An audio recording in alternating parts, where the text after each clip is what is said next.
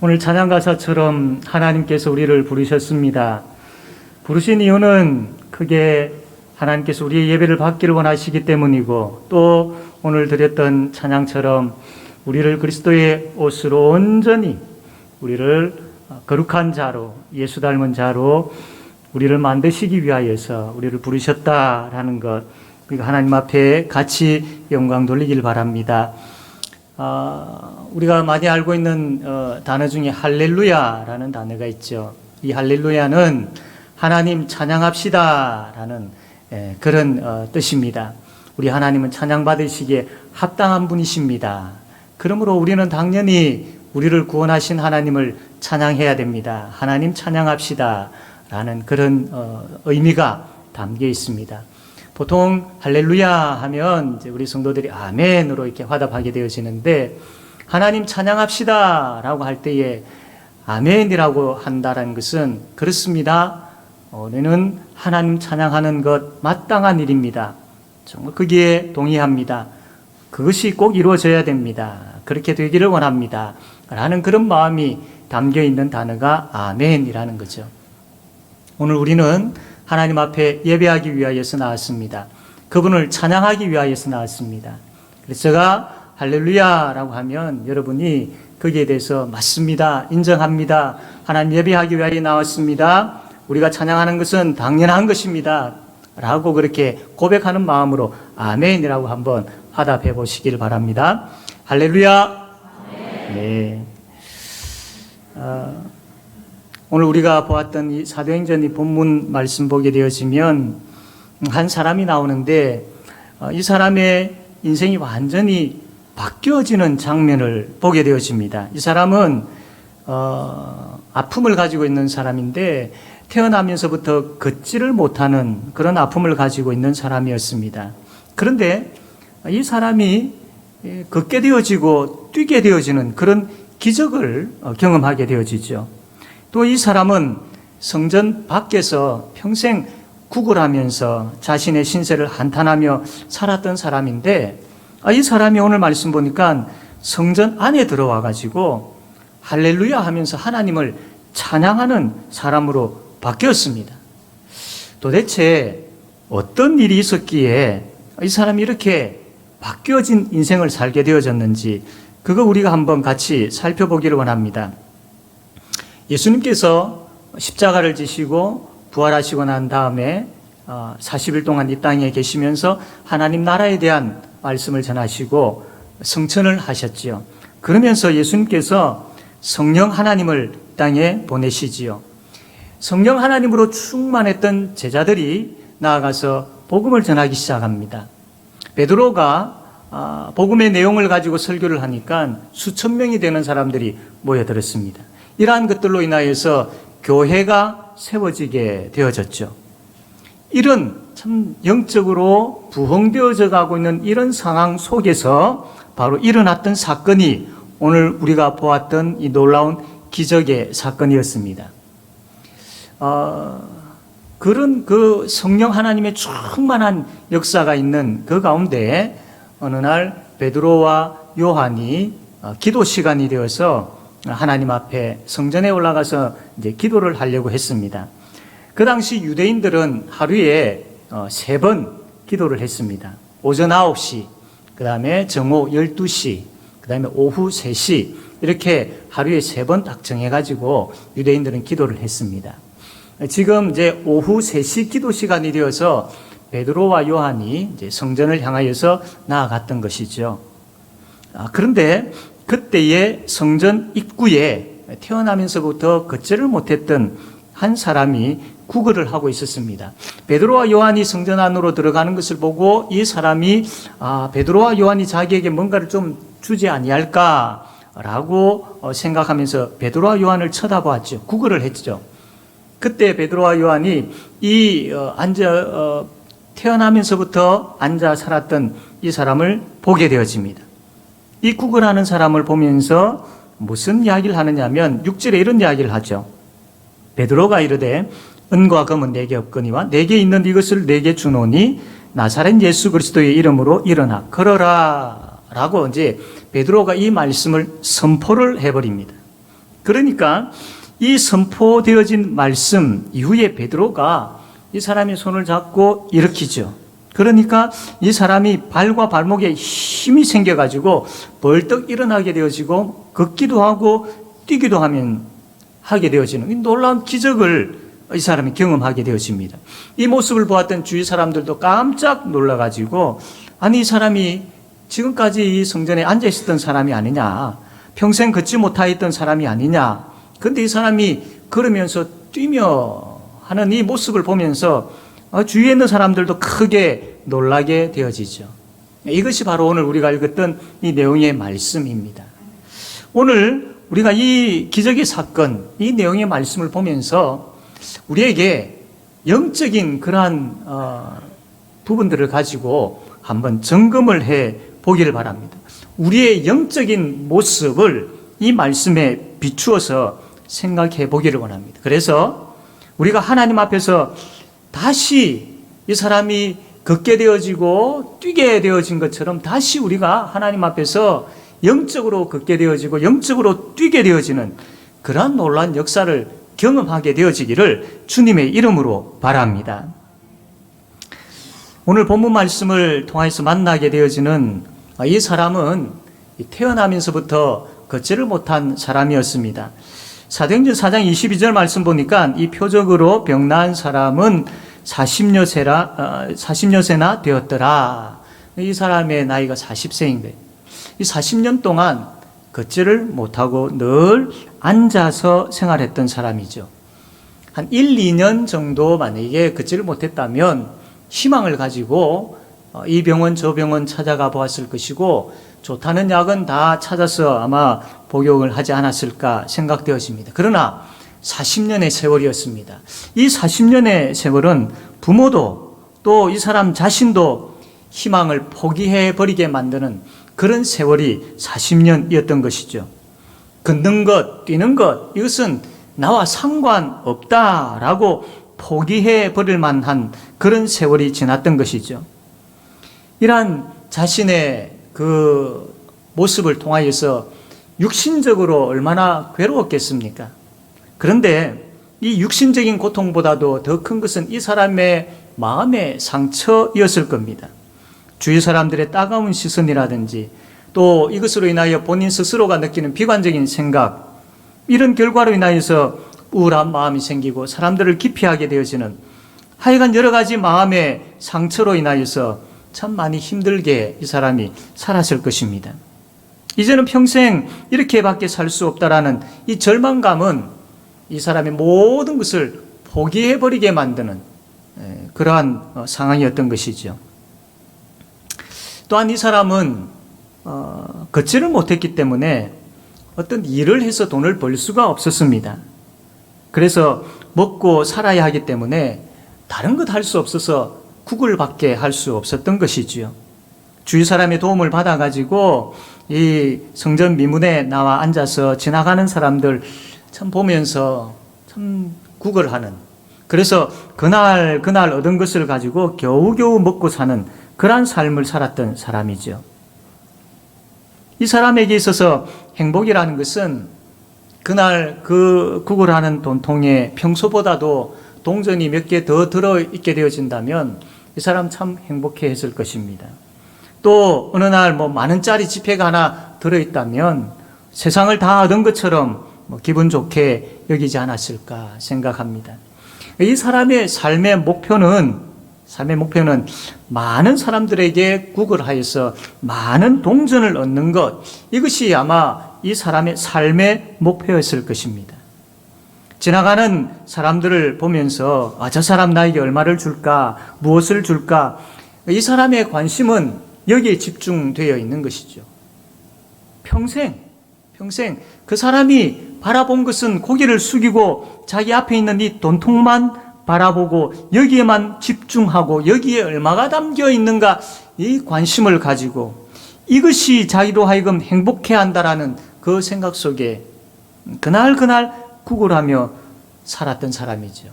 그래서 그의 이제 이렇게 살다가 생이 끝나면 이 문제의 모든 것이 끝난다라고 여기며 아무런 소망 없이 살았던 사람입니다.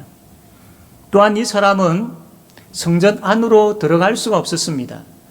다리를 움직이지 못하였기 때문에 들어가지 못함도 있었지만 그 당시 유대교에서는 전염병을 앓고 있다든지 또 지체 장애를 가지고 있다든지 이런 사람들은 다 부정하게 여겼기 때문에 성전 안으로 들어오는 것을 허락하지 않았던 겁니다.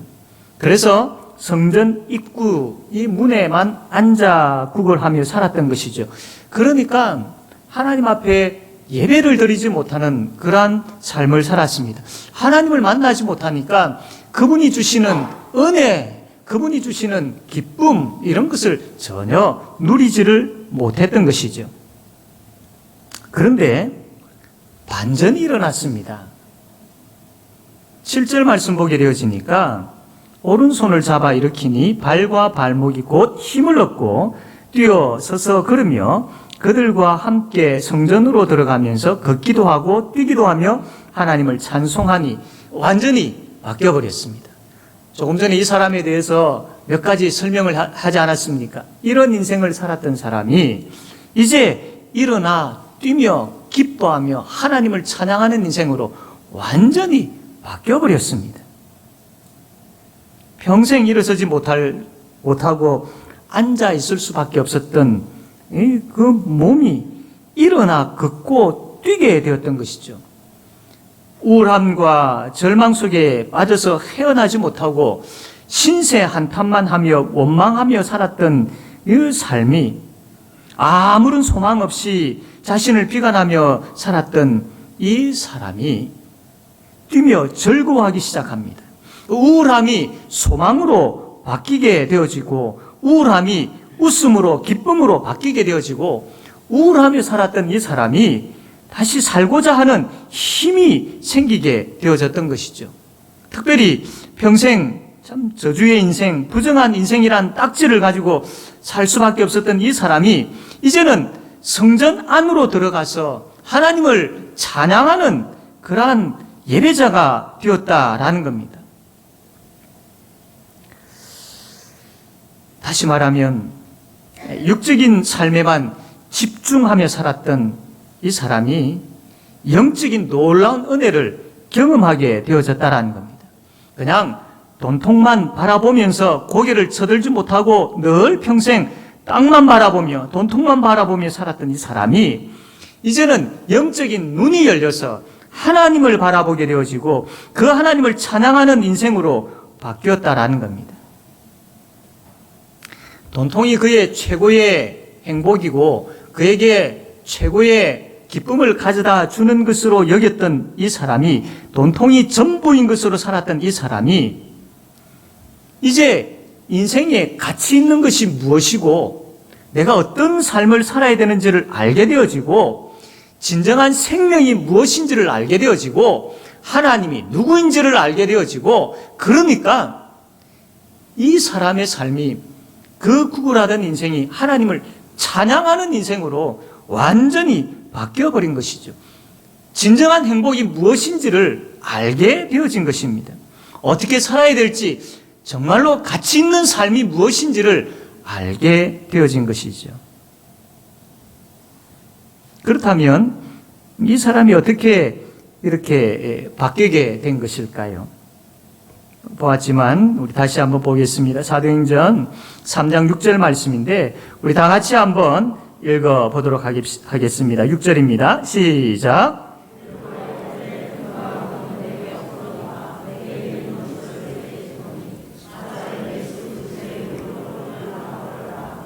아멘. 여러분, 바로 이 말씀 때문입니다. 나사렛 예수 그리스도의 이름으로 일어나 걸어라. 바로 이 말씀의 능력이 있기 때문입니다. 나사렛 예수 이름으로 명하노니 나사렛 예수 그리스도의 이름으로 일어나 걸어라. 이 능력의 말씀이 선포되어지고 나사렛 예수 그리스도의 이름으로 일어나 걸어라라는 이 말씀을 듣게 되어지고 그 말씀이 이 사람의 마음에 역사하게 되어질 때에 이 말씀의 능력으로 말미암아 이 사람이 걷게 되어지고 하나님을 찬양하게 되어지는 그 기적이 일어났던 것이죠. 40년 평생 앉아 살았던 이 사람을 일으킨 것은 다른 것이 아니라 나사렛 예수 그리스도의 이름으로 일어나 걸어라라는 이 말씀이었습니다. 이 말씀이 바로 성전 미문에서 구걸하며 돈통만 바라보며 살던 이 사람을 이제는 하나님을 바라보는 사람으로 만든 것이죠. 자신의 처지를 비관하고 우울함에서 벗어나지 못한 이 사람을 기뻐하며 하나님을 찬양하는 사람으로 바꾸어 버린 것입니다. 이 말씀이 성전 안으로 들어갈 수 없었고 하나님을 전혀 생각하지 못했던 이 사람을 하나님의 이름을 부르며 그분을 찬양하는 사람으로 바꾸어 버린 것이죠. 나사렛 예수 그리스도의 이름으로 일어나 걸어라라는 이 말씀이 이 사람의 인생을 완전히 바꾸어 버린 것입니다. 이처럼 예수 그리스도의 이름에는 능력이 있습니다. 여러분 믿으십니까? 이 능력이 임할 때에 놀라운 일이 일어난다라는 사실도 여러분 믿으십니까? 한번 여러분 따라해 보시길 바랍니다. 예수 그리스도의 이름에는 능력이 있습니다. 아멘이십니까? 예, 맞습니다. 그냥 주문하는 식으로 예수 그리스도의 이름 이게 아니고 이 이름이라는 것은 그분의 인격을 이야기하는 겁니다. 그러니까 예수 그분에게 능력이 있다라는 겁니다. 이 사람의 삶을 완전히 바꾸어 놓은 것은 예수 그분의 능력이었던 것이죠.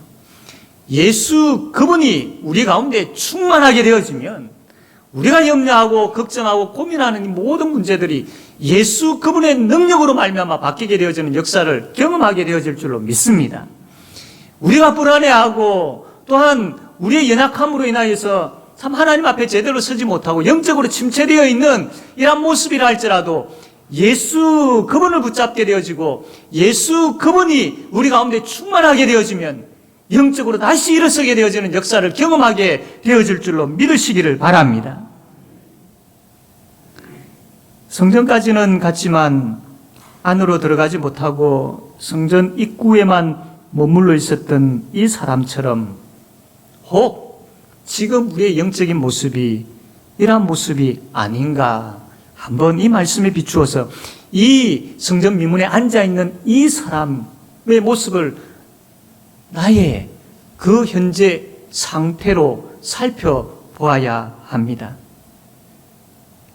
예수를 믿는다고는 하지만 여전히 하나님과 깊은 만남을 가지지 못하고 그냥 수박 끄달기식으로 신앙생활을 하고 있지는 않은지, 예수를 믿는다고는 하지만 여전히 낙심과 절망에게 끌려다니면서 낙심과 절망과 염려의 지배를 받으면서 신세한탄하고 비관하며 살고 있지는 않은지, 예수를 믿는다라고 말은 하지만 쌓여있는 그 염려거리로 인하여서 한숨 내쉬면서 여전히 불안해하고 두려움 가운데 사로잡혀 있지는 않는지, 혹은 예수를 믿는다고는 하지만 하나님보다 돈을 더 의지하며 살고 있지는 않은지, 믿지 아니하는 사람들과 똑같이 돈이 나의 인생에 점점 우상이 되어져 가고 있지는 않은지,